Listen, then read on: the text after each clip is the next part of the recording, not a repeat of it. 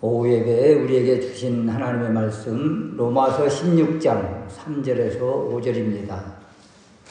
너희는 그리스도 예수 안에서 나의 동역자들인 브리스가와 아굴라에게 문안하라. 그들은 내 목숨을 위하여 자기들의 목까지도 내놓았나니 나뿐 아니라 이방인의 모든 교회도 그들에게 감사하느니라. 또 저의 집에 있는 교회에도 문안하라. 내가 사랑하는 에베네도에게 문안하라. 그는 아시아에서 그리스도께 처음 맺은 열매니라. 아멘. 브리스가와 아굴라 이 부부를 통해서 생명을 내놓는 헌신, 생명을 내놓는 동역자라는 제목으로 말씀을 드리려고 합니다.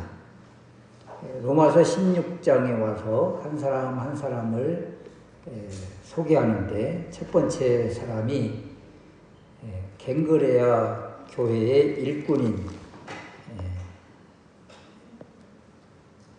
베베였고, 두 번째 이제 한 부부를 우리에게 소개해 주고 있는데 브리스가와 아굴라 부부입니다. 브리스가와 아굴라 부부.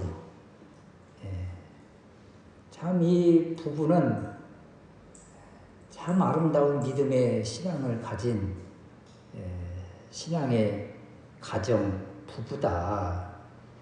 이 부부를 통해서 이제 우리에게 주시는 메시지 첫 번째는 복음은 또 주님 안에서 이렇게 동역자가 되게 한다, 이런 것입니다. 동역자. 바울은 브리스가와 아굴라를 가리켜서 뭐라고 소개를 하는가 하면 나의 동역자, 나의 동역자들, 이제 부부니까 나의 동역자들 이렇게 부르고 있습니다. 나의 동역자다. 그런데 이 브리스가와 아굴라 이 부부를 소개할 때마다 이렇게 소개하는 곳마다 이렇게 각각 다른데 어디에서는 아굴라와 브리스길라 이렇게 남편인 아굴라를 앞세울 때가 있고, 또 오늘 말씀에서 보면 브리스가와 아굴라, 그래서 이제 부인인 아내인 브리스가를 이렇게 앞으로 내세우기도 합니다. 참 성경이 또 복음이 우리나라에 들어오면서 가장 획기적인 변화 가운데 하나가 이 여자들인 것이죠. 여자들. 여자도 남자와 똑같이 동등하게 이렇게 이름이 불리워지고 또 직분이 주어지고 똑같이 이렇게 사역, 사명을 감당하는 곳, 이곳이 이제 교회가 된 거예요. 교회가. 그래서 교회가 들어오면서 교회가 들어왔다는 이 표현을 이제 세상에서는 신문물이 들어왔다, 이렇게 소개를 했잖아요. 신문물이 우리나라에 들어왔다. 복음이 들어왔다는 이야기예요. 그래서 복음이 들어오면서 이제 여인들이, 이제 여자들이 전면에 나오게 된 것이죠. 제가 그 어릴 때도 우리 아버지가 어머니를 부를 때 너검에 어디 갔냐 이런 말을 많이 했어요. 너검에, 너거 엄마, 이렇게. 또 점에, 너검에, 이런 말을 많이 했죠. 또 엄마들 이름을 부르기보다는 뭐 홍골댁, 도장굴댁, 우리 어머니는 도장굴댁인데 도장굴댁, 뭐 신내댁, 이렇게 어떤 동네 출신을 이렇게 따서 이름을 부르지 않고 이렇게 무슨 댁 무슨 댁, 또 누구 엄마 누구 엄마, 이제 이렇게 불리웠는데 교회가 들어오면서 이 이름이 다 전면에 나오게 된 거예요. 누구 엄마라는 말이 다 사라지고 무슨 댁 무슨 댁이 다 사라지고 당당하게 이름이 불리워졌다. 여기도 지금 브리스가, 이 남편보다도 앞서는 이름. 그래서 많은 학자들이 브리스가가 믿음이 더 좋았다. 그래서 남편인 아굴라를 이렇게 이끌고 다녔다. 이제 이런 식으로 표현을 많이 하죠. 그러면 이 브리스가와 아굴라 이 부부가 어떻게 해서 사도 바울과 동역자가 되고 사도 바울을 만나게 되었는가? 이 부부가 사도 바울을 만나게 된 건 참으로 기적 중의 기적이에요. 하나님이 브리스가와 아굴라를 얼마나 이 부부를 사랑하셨는가 하면 이 부부를 바울을 만나게 하기 위해서 전 세계를 움직였어요. 아굴라 이 부부가 원래는 로마에서 살았어요. 로마에서 살고 있었는데 로마에 어떤 일이 일어나요? 이방인 그리스도인과 유대인 그리스도인, 또 유대교와 또 그리스도교, 여기가 로마에서 계속 대립되면서 불화하고 싸움, 다툼이 나타나고, 그래서 이 클라우디오 황제가 유대인은 아예 그냥 로마에서 떠나라. 그래가지고 유대인이 다 축출이 된 거예요. 쫓겨난 거예요. 그래서 이 브리스가와 아굴라 부부가 로마에서 쫓겨나서 어디로 갔는가 하면 고린도에 갔어요. 고린도에 갔는데 이 부부도 또 먹고는 살아야 되잖아요. 그래서 이 브리스가와 아굴라 이 부부가 가지고 있는 기술이 천막 만드는 기술인 거예요. 그래서 천막 만드는 장소에 가서 일을 하다가 여기에 천막 만드는 기술을 가지고 있던 바울이 또 나름대로 여기에 일하러 왔다가 딱 만난 거잖아요. 여기에서. 그래서 사도 바울이 복음을 이야기하고 복음을 받아들이고, 그리고 나서 브리스가와 아굴라 부부가 온전히 사도 바울 가는 곳마다 함께하는 이런 조력자가 되었다. 그래서 브리스가와 아굴라 이 부부가 바울을 만나는 데 있어서 전 세계 역사를 하나님이 뒤흔드셔서 이렇게 만나게 하셨다. 그래서 같은 업종이다 보니까 만나게 되었고, 그러면서 이들이 사도 바울의 큰 일꾼, 동역자가 되었다. 그래서 사도 바울이 이 브리스가와 아굴라를 소개할 때 너희는 그리스도 예수 안에서 나의 동역자들인 브리스가와 아굴라에게 문안하라 하면서 브리스가와 아굴라를 동역자라고 이렇게 소개를 하고 있습니다. 보통 이 아굴라와 브리스가 이 부부는 그러면 어디 출신인가 이것을 많이 끄집어내고 있는데요. 사도행전 18장 2절 말씀에 보면 본도에서 난 유대인 아굴라 이렇게 소개를 하거든요. 그러니까 남편인 아굴라는 분명한 유대인입니다. 유대인 출신이에요. 근데 브리스가에 대해서는 여러 가지 말들이 많지만 대부분 신학자들이 이야기하기를 이방인이라고 이야기합니다. 이방인. 한쪽이 유대인이면 이제 그 가정은 이제 유대 가정이 되는 것이지요. 그래서 이 유대 가정인 이 아굴라 브리스가 부부가 고린도에 와서 사도 바울을 만나고, 그리고 사도 바울의 진정한 동역자가 되었다. 이 복음 안에서, 주 안에서 만난 형제 자매는 어떤 관계예요? 바로 이 동역자 관계다. 그래서 세대를 떠나서, 지역을 떠나서, 혈연을 떠나서 우리는 주 안에서 믿음의 동역자다. 이런 것입니다. 이 동역자 의식을 항상 마음에 품어야 되겠다. 이런 것입니다. 두 번째, 복음은 생명을 내놓게 합니다. 생명을 내놓는 헌신이라는 이야기인데요. 4절 말씀에 보면 그들은 내 목숨을 위하여 자기들의 목까지도 아끼지 아니하였다.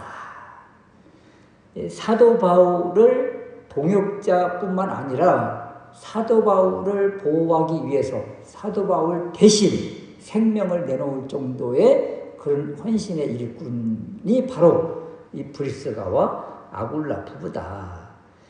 여기 내 목을 위해서 자기들의 목까지도 아끼지 아니했다. 이 표현은요, 자기의 목을 처형대 아래 내려놓았다.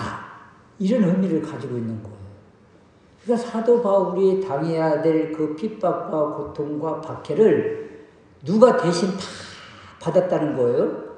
이 부부가 방편이 되어서 자기들이 이 돌을 다 맞았다. 이 핍박을 다 맞았다. 그리고 사도 바울을 보호했다. 이런 의미를 가지고 있는 것입니다. 그래서 이 브리스가와 아굴라 이 부부는 사도 바울 있는 곳마다 항상 같이 했는데 사도행전 19장에서 데메드리오 사건에 큰 사건이 있었을 때도 같이 했고 또 고린도에서도 같이 했고 그래서 사도 바울이 힘들고 어려울 때마다 항상 그 자리에 같이 있었던 사람 바로 브리스가와 아굴라 부부다 이런 것입니다. 그래서 생명을 내놓는 헌신은 다른 것이 아니죠. 그 사람이 위험을 만날 때 같이 위험을 맞닥뜨리는 거예요.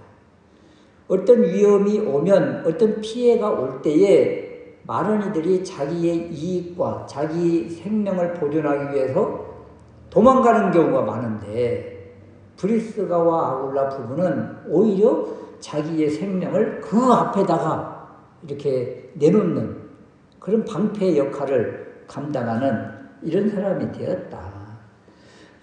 많은 사람들이 그런 이야기를 하잖아요. 예수 믿는 사람들이 열심히 신앙생활을 하면 주변에서 하는 말들 중에 대표적인 말이 그렇게 너무 깊이 들어가지 마. 그런 말을 많이 해요. 깊이 들어가지 마. 이런 이야기는 어느 정도 적당한 선과 적당한 거리를 두고 믿어. 이런 거거든요. 근데 교회에서 또는 주님은 뭐라고 하십니까? 온전히 다 드리라고 하잖아요. 온전히 다 드려라. 지금 브리스가와 아굴라 부부가 온전히 자신의 생명까지도 내놓는 이런 사명을 감당하고 있는데 세상은 또 요즘 대부분의 많은 이들의 신앙생활은 적당한 그냥 안전거리를 두면서 도망갈 자리를 다 마련해 놓고 신앙생활하는 경우가 너무 많다. 여러분 우리는요 퇴로가 없어요. 도망갈 자리도 없어요. 피신할 것도 없어요. 있다면 주님 품밖에 없는 거예요. 다른데 이렇게 도망갈 자리 마련하고 피할 자리 이렇게 열어놓고 믿는 것이 아니다. 우리는 주님 앞에 온전히 브리스가와 아굴라 부부처럼 생명을 내놓는 그런 헌신 그것이 필요하다. 왜요? 우리 주님이 생명을 우리에게 주셨잖아요. 그래서 우리가 주님 일에도 똑같이 생명을 내놓는 헌신이 필요하다는 것입니다. 세 번째는 이 복음은 예수 안에 있는 사람은 가정까지도 교회되게 하신다. 이런 거예요. 5절 말씀인데요. 또 그들의 집에 있는 교회에도 문안하라. 이것은 그들의 집이 바로 교회라는 거예요. 그들의 집이 교회다. 교회가 집이다. 여러분 초대교회는 이렇게 교회당, 예배당 이 건물을 이렇게 크게 해놓지 않았어요. 자기 집이 바로 예배당이고 교육장소고 기도장소고 또 떡을 떼는 그런 식탁의 장소예요. 그래서 이 브리스가와 아굴라 이 부부는 자기 집을 내놓는 거죠. 자기 집을 내놓아서 자기 집이 바로 교회가 되고 그곳에 오는 사람마다 그곳에서 교제를 하는 거예요. 기도하고 떡을 떼고 그리고 예배하는 그런 장소가 되었다. 그래서 말씀을 배우고 떡을 떼고 기도하는 장소로 자기 집을 아낌없이 내놓는 거죠. 초대교회가 다 이랬어요. 여러분 한국교회, 시골교회, 뭐 도시교회가 됐든 시골교회가 됐든 대부분 교회들이 어떻게 세워졌는가? 은혜 받은 가정들이 다 논을 내놓고 밭을 내놓고 집을 내놓고 그리고 그곳에다가 이렇게 교회당을 세운 거예요. 물론 이런 게 세우는 과정 속에 뭐 은혜로 그냥 지낸다고 그냥 지냈다가 이 등기나 이런 것들이 제대로 해놓지 않음으로 인해서 어려움을 받는 교회들이 많은데 대표적으로 우리 합동 측인데 지난해 어떤 교회는 뭐 우리 교회와 이렇게 상황이 비슷해요. 토지 주인이 다르고 건물 주인이 달라요.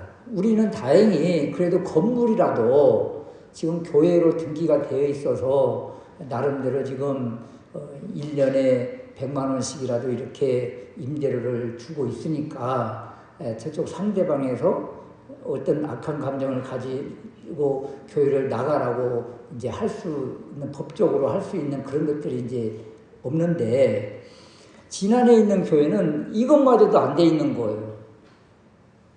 땅은 개인 앞으로 돼 있고 건물은 아예 교회로도 안 돼 있는 거죠.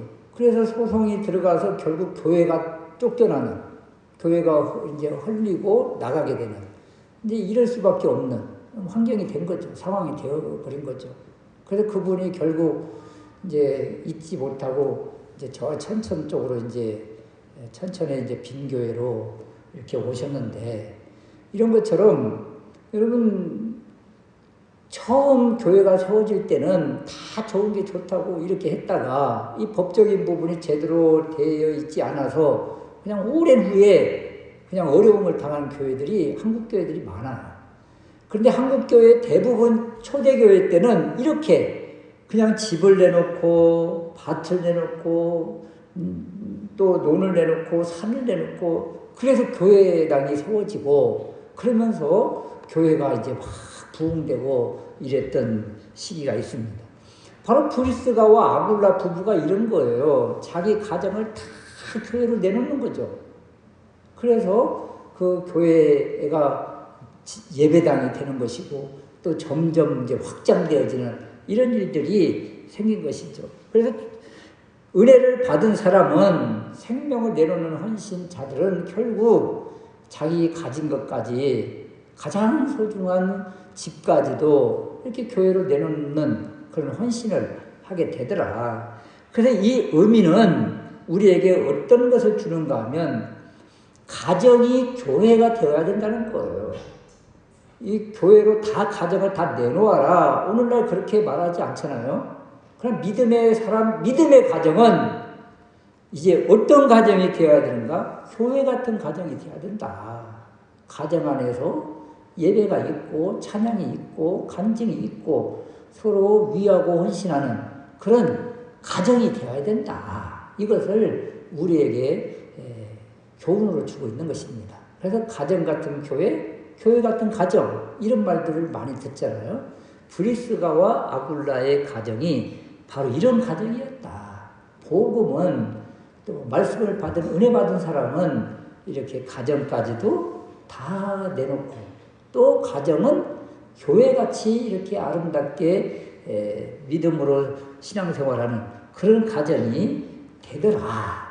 오늘날 우리 가정들도 이런 가정이 되어서 찬양이 넘치고 기도가 있는 이런 가정들 될 수 있으시기를 주님의 이름으로 축원합니다. 아멘.